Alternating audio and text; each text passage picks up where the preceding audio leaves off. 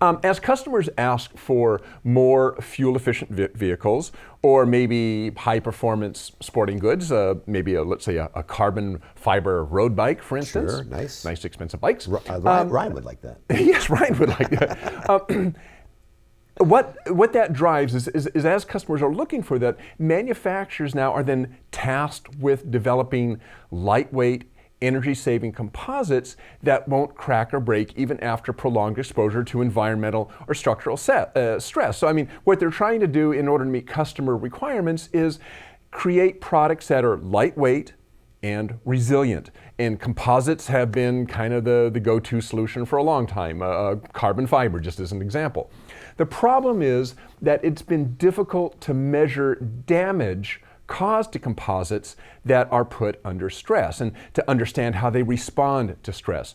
It's important to understand how and when what type of damage occurs under stress in order to produce better products. And in composites, this damage occurs at the interface of where the fiber and the polymer meet. So carbon fiber, you've got these carbon fibers, and there's some sort of epoxy polymer base. And where those join, kind of at the surface of where the fibers join the polymer, that's where the damage occurs under stress. And until recently, the only way to look at this damage was using optical imaging.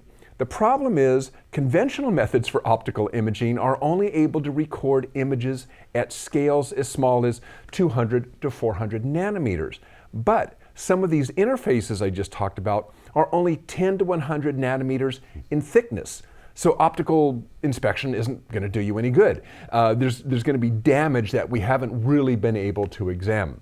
So, of course, the folks at NIST have developed a way to embed a nanoscale damage sensing probe into a lightweight composite made of epoxy in silk. The probe, known as a mechanophore, could speed up product testing and potentially reduce the amount of time and materials needed for the development of many new kinds of composites. So the NIST team created their probe from a dye known as rhodamine spirolactam, or RS. And the characteristic of RS, is that it changes from a dark state to a light state in reaction to an applied force. In their experiments, the NIST experiments, the molecule was attached to silk fibers contained inside an epoxy-based composite. As more and more force was applied to the composite, the stress and strain activated the RS, causing it to fluoresce when excited with a laser. And although the change was not visible to the naked eye, a red laser and a microscope built and designed by NIST were used to take photos inside the composite, showing even the most minute breaks and fissures to its interior and revealing points where the fiber had fractured. And I think we've got a slide here that shows that.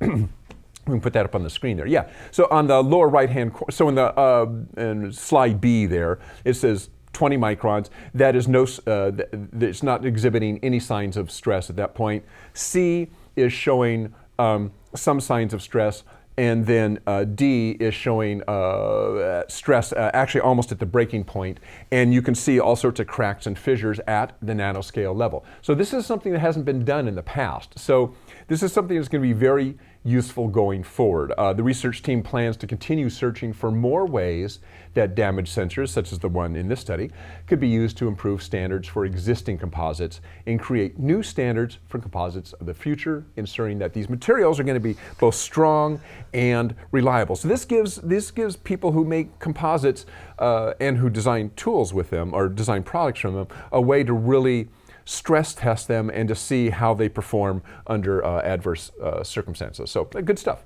10 nanometers, you said?